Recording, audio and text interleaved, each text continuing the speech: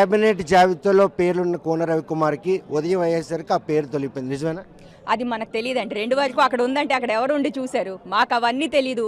That is not what we are concerned about. ఆయనకి పదవి ఇవ్వండి, ఆయనకి మినిస్ట్రీ ఇవ్వండి, కళింగ కమ్యూనిటీకి ఒక గుర్తింపు ఇవ్వండి. 2014లో జరిగిన తప్పిదంకి 2019లోన వి ఫేస్ ద మ్యూజిక్ ఓడిపోయారు. మళ్ళీ అదే 2029లో రిపీట్ అవ్వకూడదు అంటే మాకు ఒక రిప్రజెంటేషన్ ఇవ్వండి. మా మంత్రి గారికి అంటే ఒట్టి కాళింగ్ కమ్యూనిటీ అనే కాదు, కోన రవి గారికి ఒక రిప్రజెంటేషన్ ఇవ్వండి. ఈ లొకాలిటీకి అలాంటి నాయకుడు అవసరం. ఆయన కేబినెట్ మొత్తం కూడా క్లారిటీ వచ్చేసింది, ఇంకే పదవి మిగిలే పరిస్థితుల్లో మరి మీరు చేస్తున్నటువంటి ఈ నిరసన అధిష్టానం దృష్టికి వెళ్తుందే?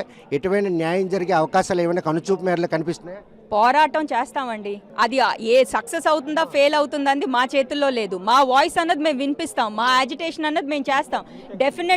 డెఫినెట్గా మా వాయిస్ అక్కడి వరకు వెళ్తుంది, ఆయన పరిగణిస్తారు అనే ఉద్దేశంతో చేస్తాం. So we are hopeful.